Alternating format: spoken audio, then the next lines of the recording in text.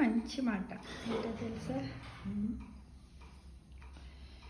తాళము తనను పగలగొట్టినా భరిస్తుంది, కానీ వేరే తాళం చెవితో తెరుచుకోదు.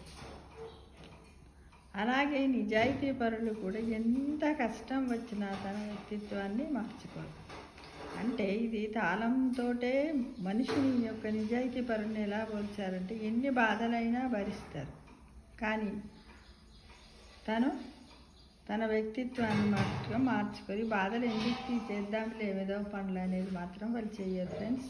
అంటే తాళం కూడా అంతే చూడండి, మనం వేరే తాళం చేయబడితే అస్సలు రాదు, కానీ ఒక బండరాయి పగలగొడితే పెద్ద సౌండ్ వస్తుంది. అయినా ఆ తాళం ఏ విధంగా అయితే బాధను భరిస్తుందో అలాగే నిజాయితీ పరులు కూడా ఎంత కష్టం వచ్చినా తమ వ్యక్తిత్వాన్ని మార్చుకోరండి. ఒక చిన్న తాళము ఉపమానముతో ఎలా ఉందో చూడండి. మానవ జీవితాన్ని ఒక తాళంతోటి పోల్చారు.